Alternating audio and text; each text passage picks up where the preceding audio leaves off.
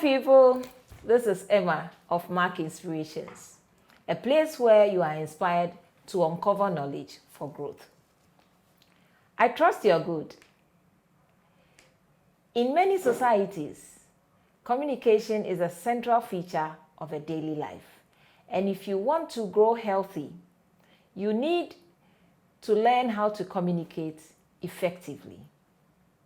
In a very tactless manner, we oftentimes tend to use language that cuts the flow of our communication.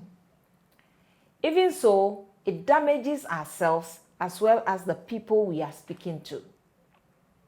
This way, communication becomes estranged and it doesn't show the compassion that comes with communication.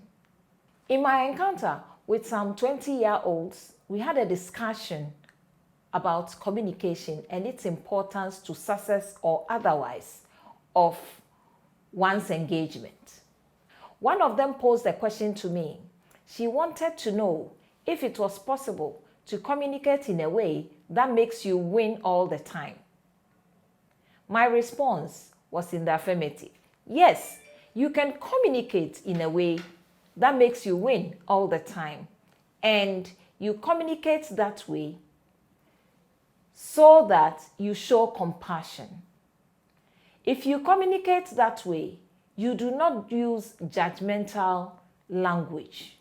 Statements that are judgmental, such as bad, selfish, warrant defensiveness. If you spoke to a friend using those words, definitely your friend will get defensive and your relationship is likely to be estranged. In this video, we will look at statements that bring about defensiveness and how we will be able to speak with compassion. If you are ready, let's get into the few things that we need to know. Let's look at judgmental statements versus defensiveness. Communication is a two-way traffic, which is to build bridges instead of walls. For example, calling a friend selfish for taking a piece of the fish you both were eating is judgmental and definitely will create defensiveness. On the other hand, probing to know why he picked the last bit of the fish instead of probably sharing with you or waiting for you will rather give a better solution. You could say, "Hi, I was looking to share the last bit of the fish with you, but you had it." This way, he may laugh and you move on with your relationship. You have expressed your need though, but you still have a lovely union. Quickly, the reaction of your friend will change, but for the better. Additionally, people, while you wait for my biggest reveal, it is important to note that the use of judgmental language separates us and does not make us appear kind or appear as good people. This affects our personal brand. Let us look at the second one, language versus violence. There is a connection between language and violence, and research has proven that countries with violent words in their vocabulary get a lot of violent activities around them. The study was conducted by University of Colorado, and they looked at words that judged people like good, bad, noble, unscrupulous, and found that 1. Countries that had more judgmental words in their literature also had high levels of violence. Professor Javier, who carried this research, also established that cultures that label people as good or bad reinforce the idea that bad individuals deserve punishment, which contributes to violent incidents in those countries. Because somebody gets to know that when one is bad, the person gets punished. People build resistance and wouldn't mind what they do. But if we adapt language that reinforces positivity, that will also build people so that they will do the positive. I have stuck information on the previous video on nonviolent communication up there, which you can check. You may have to watch that video for reinforcement.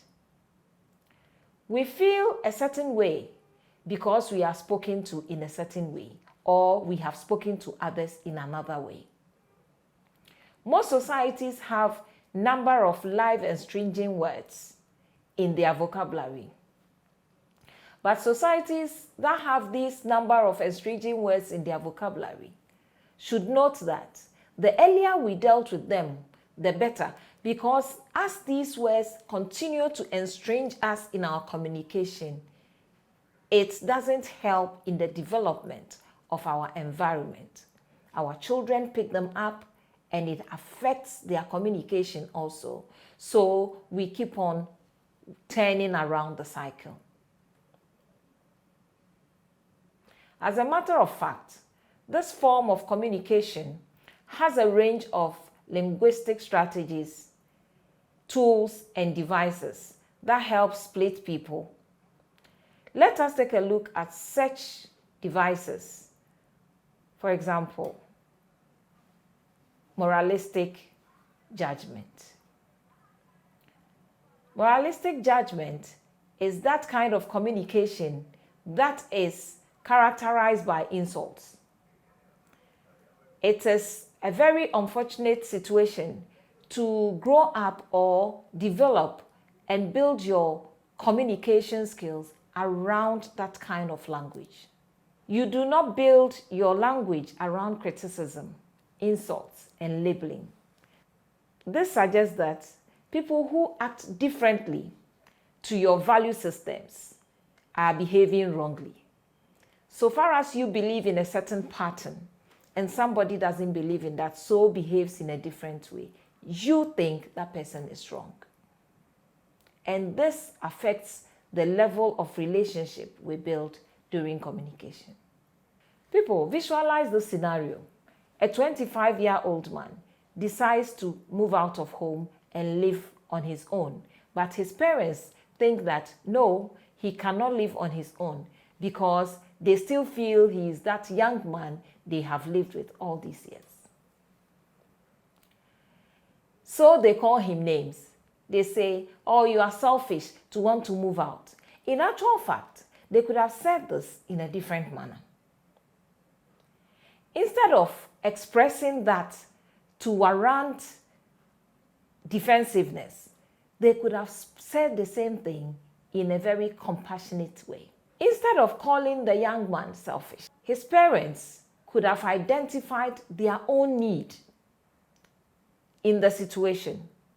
What is it that we need that his absence will make us not find? They do this and get to realize that, oh, their need is just to be missing him. They will miss the young man because maybe he does the lawns on Wednesdays. He does a few activities in the house to support them. Now that they know their need, they can analyze the need versus the young man's need, sit down and communicate in a way that will show compassion. If the two parties involved in the communication would agree in a compassionate discussion, then we will understand each other as parties communicating, and compassionate communication will appear. Both parties will enjoy the communication, and we will by this avoid estranged relationship. By using compassionate language, we care about each other. We build bridges instead of walls. People, I know this video has given you value. Please subscribe and press the bell on the side.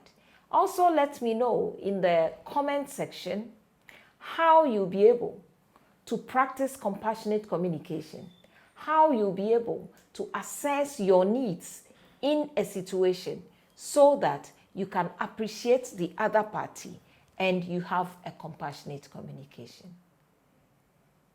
See you in the next video.